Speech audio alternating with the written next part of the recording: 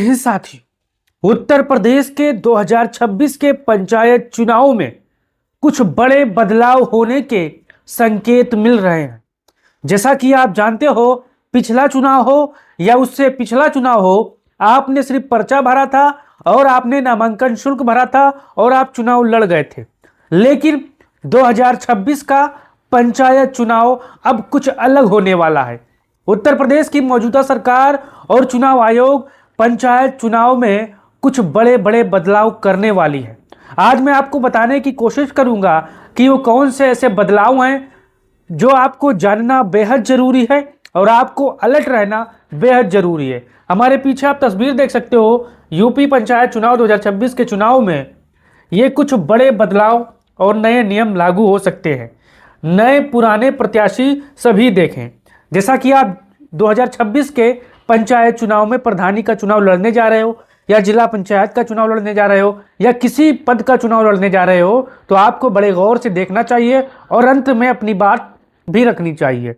अब यहाँ पर देखिए, पहला बदलाव जो उत्तर प्रदेश की और चुनाव आयोग की पहल है। कई वर्षों से यूपी सरकार सोच रही है कि पंचायत चुनाव में शिक्षा को लेकर लोगों को जागरूक किया जाए। अब ये पहला नियम उसी को लेकर है साथियों। यहाँ पर आप देखिए, शिक्षा से जुड़े संभावित बदलाव वो क्या क्या है, इसको आपको बेहद समझना जरूरी है। अब यहाँ पर देखिए, न्यूनतम शैक्षिक योग्यता की अनिवार्यता। उत्तर प्रदेश के मुख्यमंत्री योगी आदित्यनाथ कई बार अपने भाषणों में कह चुके हैं कि यूपी में पंचायत लेवल तक शिक्षा का स्तर लागू होना चाहिए ताकि जो प्रधान हो वो पढ़ा लिखा हो और विकास कर सके। अब यहाँ पर वो नियम क्या कहता है, भविष्य में प्रधान बीडीसी जिला पंचायत सदस्य के लिए कक्षा 8, 10, 12 तक की अनिवार्य योग्यता लागू की जा सकती है। अब यहाँ पर कक्षा 8, कक्षा 10 और कक्षा 12 तक यहाँ पर अनिवार्य योग्यता लागू की जाती है ताकि जो प्रत्याशी हो पढ़ा लिखा हो और कागज को ठीक से पढ़े, जो योजनाएं आती हैं ठीक से लागू कराने में वो अहम भूमिका निभाए। अब यहाँ पर देख सकते हो, महिलाओं और आरक्षित वर्गों के लिए थोड़ी छूट रखने का प्रस्ताव भी आ सकता है साथियों। यानी जो महिला वर्ग है और जो एससी है, ओबीसी है, जो आरक्षित वर्ग हैं, उनके लिए शिक्षा में भी छूट होने की संभावनाएं हैं साथियों। अब यहाँ पर देखिए, ऑनलाइन प्रशिक्षण अनिवार्य है। अब ये क्या है, इसको भी समझना है। चुनाव लड़ने से पहले उम्मीदवार को ई लर्निंग मॉड्यूल पूरा करना अनिवार्य किया जा सकता है। ग्राम पंचायत विकास योजना, जीपीडीपी और सरकारी योजनाओं पर परीक्षा जैसी व्यवस्था लागू हो सकती है। यानी प्रधानों को मतलब यहाँ पर उनको सिखाया जा सकता है कि कैसे योजना सरकार तक वो पर्चा मैंने भेजना है, वो योजना सरकार की तरफ से मांग करनी है, उसको लेकर साथियों। अब यहाँ पर दूसरा क्या है, दूसरा इसको भी समझना बेहद जरूरी है, आप जानिए साथियों। दूसरा क्या है, शादी पारिवारिक स्थिति से जुड़े बदलाव, इसको बेहद समझिए आप। 2 से ज्यादा बच्चों पर प्रतिबंध की कड़ाई। पहले से चर्चित है कि 2 से अधिक बच्चा होने पर पंचायत चुनाव लड़ने पर रोक और सख्त किया जा सकता है। नए जन्म पर काउंटिंग का तारीख, डॉक्यूमेंट की जांच और सख्ती से हो सकती है। पति पत्नी की क्रिमिनल जांच, अब ये क्या है, इसको भी आपको समझना बेहद जरूरी है।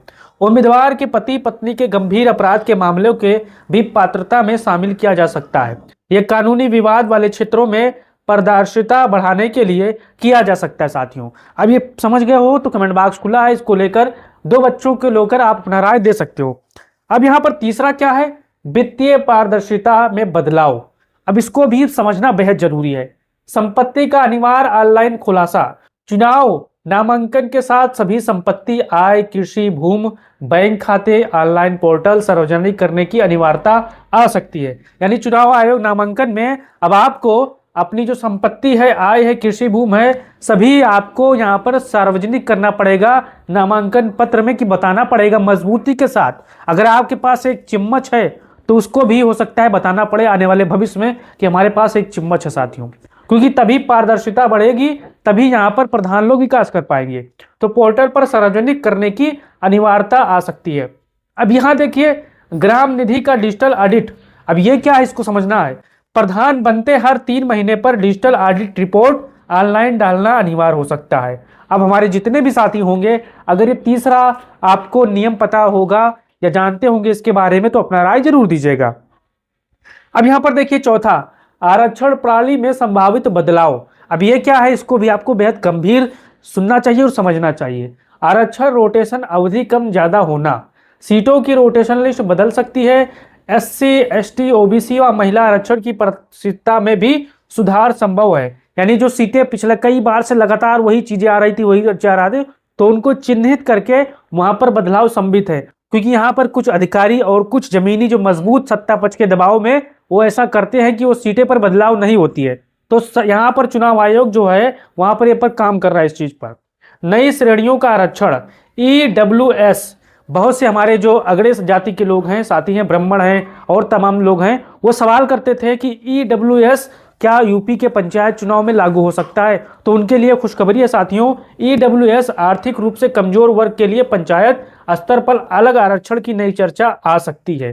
तो अब जो हमारे अगड़ी जात के लोग हैं उसमें भी गरीब होते हैं, या कोई अगर ठाकुर साहब है, कोई खान साहब है, कोई यहाँ पर दुबे जी हैं, चौबे जी हैं, तो क्या वो अमीर हैं? क्योंकि हर जात में गरीब होते हैं साथियों। ये अगर हमारी इस बात से आप सहमत हैं तो कमेंट बॉक्स खुला है, इसको लेकर अपना राय दीजिए। नई श्रेणी का आरक्षण भी EWS यूपी के पंचायत चुनाव में लागू हो सकता है साथियों। अब यहां पर देखिए पांचवा, इसको आप भी समझिए और जहां पर मुझसे चूक हो, भूल हो, उसको आप करेक्ट करिए साथियों। उम्मीदवार सत्यापन में बदलाव, अपराध कार्ड की कड़ी जांच, नामांकन के साथ पुलिस सत्यापन अनिवार्य हो सकता है, लंबित वारंट या गंभीर आरोप पर तत्काल अयोग्यता के नियम शामिल हो सकते हैं। अब मान के चलिए आपने फार्म भर दिया, आप पर गंभीर केस चल रहे हैं और आपने फार्म भर के जमा कर दिया।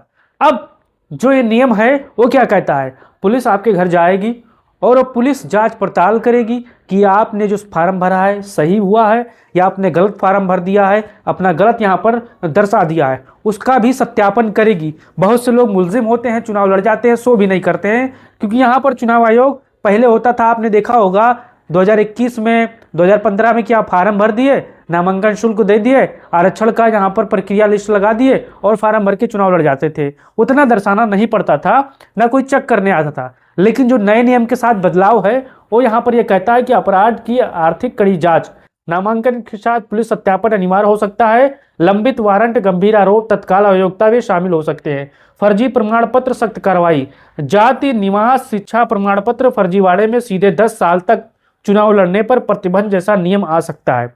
अब आपने फर्जी जाति प्रमाण पत्र बना लिया, फर्जी निवास प्रमाण पत्र बना लिया, फर्जी शिक्षा प्रमाण पत्र बना लिया, अगर ये जांच होगी जमीन पर पहुंचकर डोर टू डोर, तो मान के चलिए अगर आपने फर्जीवाड़ा किया है तो आपको 10 साल तक चुनाव लड़ने पर प्रतिबंध लग जाएगा और कई यहाँ पर आपको जुर्माना भी देना पड़ सकता है साथियों।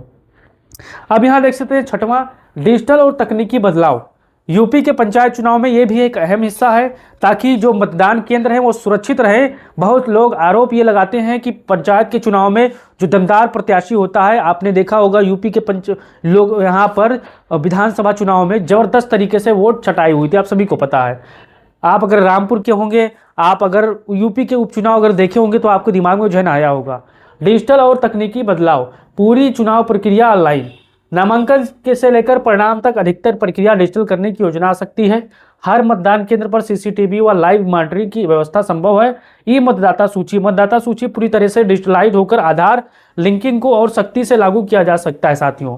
अब यूपी में SIR चल रहा है, अगर आपने अभी तक फार्म नहीं भरा है तो आप जाइए मजबूती के साथ फार्म भर लीजिए।